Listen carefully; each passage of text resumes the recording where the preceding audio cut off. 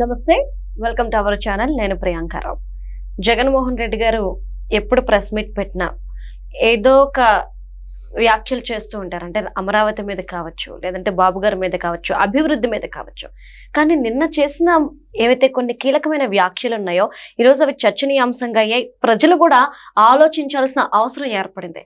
ఎందుకు అంటే అసలు రాజధాని ఎందుకు రాష్ట్రానికి? రాజ్యాంగం చెప్పలేదు కాబట్టి సీఎం ఎక్కడుంటే అదే రాజధాని. ఇంకొక మాట ఏంటి, చంద్రబాబు నాయుడు గారు రాయలసీమకి అన్యాయం చేశారు, అందుకు రేవంత్ రెడ్డి గారి మాటలే సాక్ష్యం, రాయలసీమ ద్రోహి చంద్రబాబు నాయుడు అని చెప్పేసి. ఎలా చూడాలి మాట? నిజంగానే ఆయన ద్రోహ రాయలసీమకి అనేది తెలుసుకుందాం. మనతో మాట్లాడడానికి ప్రముఖ పొలిటికల్ అనలిస్ట్ అంకమరావు గారు ఉన్నారు, ఆయన అడిగి తెలుసుకుందాం. నమస్కారం సార్. సార్, జగన్మోహన్ రెడ్డి గారి మాటలు విన్నాకంటే ఆ ప్రెస్ మీట్ చూసాక ఓవరాల్ గా మీకు ఏమనిపించింది? అంటే అందులో ముఖ్యంగా అంశాలు ఏంటి అంటే రాజధాని అవసరం లేదు, అసలు అమరావతి అనే పేరు కూడా పలకట్లేదు సార్ జగన్మోహన్ రెడ్డి గారు, సో కాల్డ్ అంట. నెక్స్ట్, రాయలసీమ ద్రోహి చంద్రబాబు నాయుడు గారు, సాక్షాత్లో రేవంత్ రెడ్డి గారి సాక్షి. మీరేమంటారు, నిజంగా ద్రోహ? ఇప్పుడు రాజ్యాంగంలో రాజధాని లేదు అని ఒక మాట అన్నారు. అవును. విభజన చట్టంలో హైదరాబాదు, తెలంగాణకి, ఆంధ్రప్రదేశ్కి ఉమ్మడ రాజధాని 10 సంవత్సరాలని చెప్పి మెన్షన్ చేసిన విషయాన్ని మర్చిపోయాడు. అవును. తర్వాత ఈ రాష్ట్రం అంటే విభజిత రాష్ట్రం అసెంబ్లీలో తీర్మానం చేసి రాజధాని ఎక్కడో నిర్ణయించుకునే హక్కు వాళ్ళకు ఉంది అని చెప్పని కూడా దాంట్లో మెన్షన్ చేశారు. మరి ఆ రెండు పదాలను ఏమంటారు? రాజధాని గురించి అంత స్పష్టంగా ఉన్న తర్వాత రాజధాని గురించి, రాజ్యాంగం గురించి అతను మాట్లాడుతున్నాడు అంటే దాని గురించి అతని గురించి ఏం మాట్లాడాలో, ఎందుకు అలా మాట్లాడుతున్నాడో అర్థం కావట్లేదు. ఒకటి మాత్రం చాలా స్పష్టంగా అర్థమవుతుంది. ఏందంటే కేంద్రం అమరావతి రాజధాని ఆంధ్రప్రదేశ్కి అని చెప్పని గెజిటెడ్ నోటిఫికేషన్ విడుదల చేయబోతుంది. ఇది ముందుగా గుర్తుంచుకోవాలి. దానికి సంబంధించి ప్రక్రియ అంతా పూర్తయింది. లా సంబంధించి, న్యాయానికి సంబంధించిన ప్రక్రియ అంతా పూర్తయిపోయింది. రేపు పార్లమెంట్లో పెట్టి పార్లమెంట్లో ఆమోదం చెప్పిన తర్వాత రాష్ట్రపతి గారికి పంపించేసి రాజధాని ఇదని చెప్పని ప్రకటన చేయబోతున్నారు. అది త్వరితగతిన జరుగుతూ ఉంది. మన చంద్రబాబు నాయుడు గారు కూడా అమిత్ షా గారిని కలిసినప్పుడు కూడా ఈ విషయం చెప్పాడు. అంతకుముందు పెంసాని చంద్రశేఖర్ గారు కూడా అంతకుముందే చెప్పాడు. మంత్రివర్గంలో మాట్లాడుకున్నా దాన్ని రాబోయే బడ్జెట్ సమావేశాల్లో దాన్ని ఆమోదింపజేస్తారు అని చెప్పని చెప్పడం కూడా జరిగింది.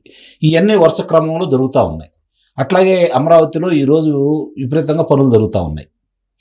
ఇవన్నీ చూసి కడుపు మంటతోటి మనం ఏదో విధ్వంసం చేయాలనుకున్నాము, ఇక్కడ మనకి దోచుకోవడానికి అవకాశం లేదు. చంద్రబాబు నాయుడు గారు రైతులతోటి, సిఆర్డీఏ ప్రభుత్వం ముగ్గురు కలిసి భాగస్వాములతోటి అమరావతిలో అంగుళం కూడా మనం ఆక్రమించుకోవడానికి వీలైన విధంగా చట్టబద్ధంగా ఆయన చేయాల్సినంత చేశాడు. కాబట్టి ఇక్కడ రాజధాని నిర్మాణం ఏర్పాటు చేసుకుంటే మనకేంటి ఉపయోగం? ప్రజల గురించి ఆలోచించడు అతను.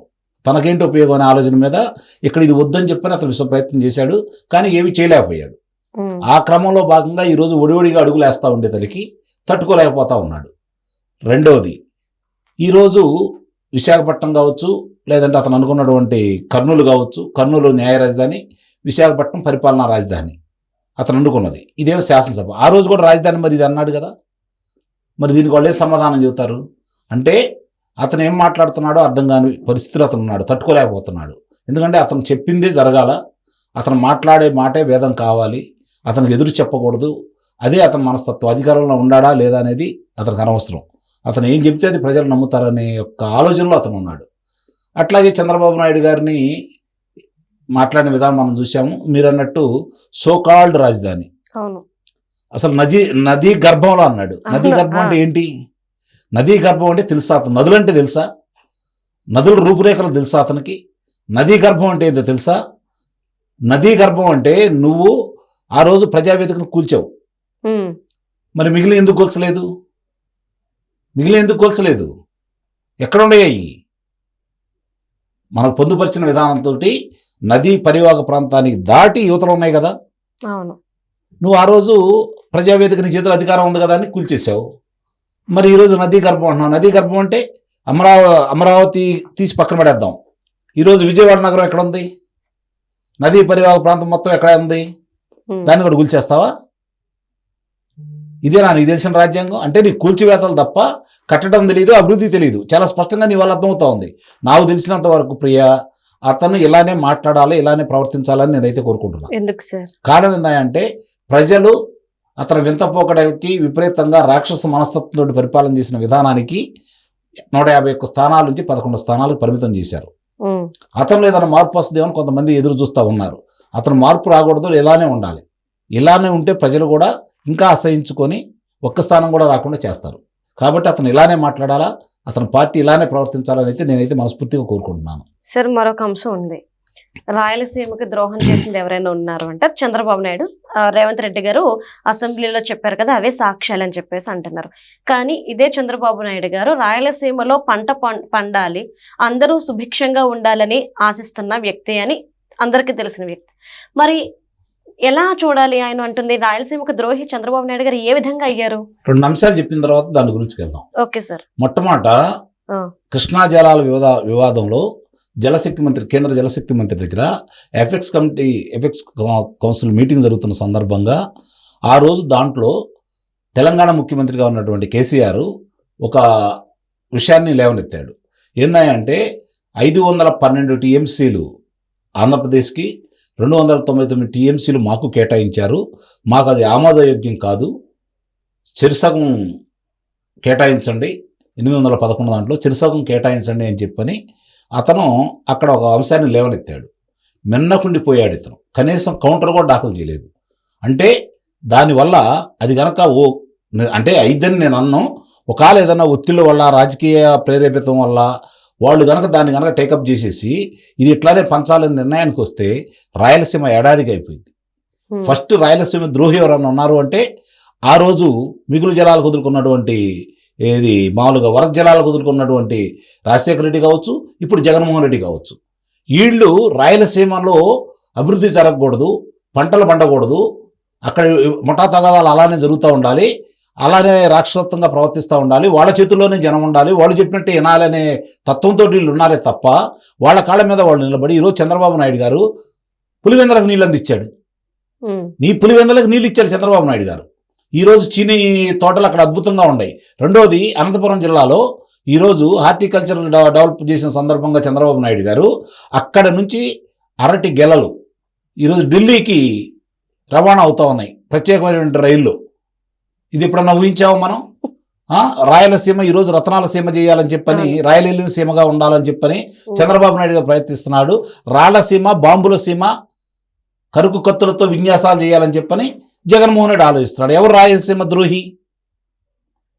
ఆ రోజు గాలి జనార్దన్ రెడ్డికి ఎన్ని భూములు కేటాయించారు?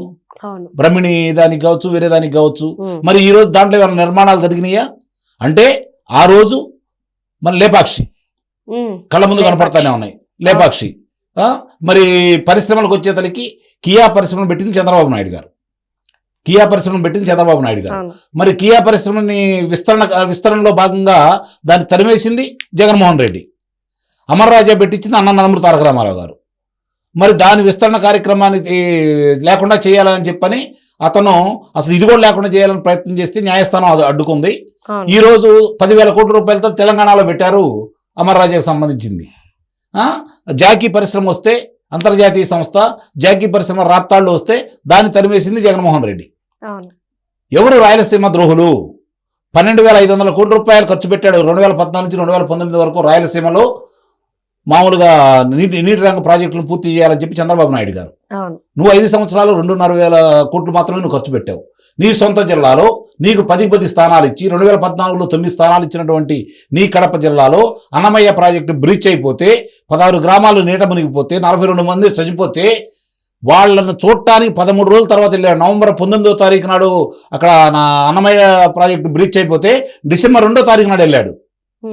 అంటే అతనికి అంటే ఆ రాయలసీమ ప్రజల మీద ఉన్నటువంటి అభిమానం అని చెప్పి మనం ఆలోచించుకోవాలి. అంటే ఇక్కడ ఎవరికి ద్రోహులు అనేది స్పష్టంగా రాష్ట్రపతి ఆ ప్రజలందరూ తెలుసు కాబట్టి 49 స్థానాలు ఇచ్చినటువంటి రాయలసీమలో నీకు మొన్న 7 స్థానాలకు పరిమితం చేశారు. 49 స్థానాలు ఇచ్చినటువంటి అదే రాయలసీమ 4 జిల్లాల్లో నీకు మొన్న 7 స్థానాలు ఇచ్చారు. అంటే నీ పరిపాలన మీద వాళ్ళు ఎంత విసిగిపోయారో ఆలోచించుకో. ఇప్పుడు చెప్పండి, రాయలసీమ ద్రోహి ఎవరు రాయలసీమకు అన్యాయం చేయాలనుకున్నారు? ఎవరు రాయలసీమను బాగు చేయాలనుకున్నారు? ఈరోజు చంద్రబాబు నాయుడు గారు తీసుకొచ్చేటువంటిది ఇంకోటి, ఉమ్, తుంగభద్ర అప్పర్ డ్యామ్ సంబంధించి ఆ, దాని అభ్యంతరం చెప్పని వ్యక్తి జగన్మోహన్ రెడ్డి. అవును సార్. మరి దానివల్ల కర్నూలు, అనంతపురం జిల్లాలు నిజంగా కరువుతోటి ఎంత ఇబ్బంది పడిపోతూ ఉంటాయి. మరి అతను ఈరోజు వచ్చి చెబుతూ ఉన్నాడు అంటే జనాలు అర్థం చేసుకున్నారు. మనం ప్రత్యేకంగా జనాలు చెప్పాల్సిన అవసరం లేదు, ఎవరి పరిపాలన ఏందని చూసుకున్నారు.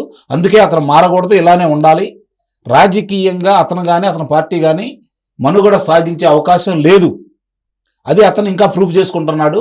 చిన్న చిన్న అవకాశాలు కూటమిస్తున్నా కూడా అతను మళ్ళీ వచ్చి తన్నుకుంటున్నాడే తప్ప ఉమ్. అతను ప్రజల మనసులో అతను ప్రజల మనసులో నిలిచిపోయే విధంగా పరిపాలన చేయలేదు, రాజకీయ నాయకుడిగా ఎదగలేదు. Okay, right. Thank you so much sir. Thank you.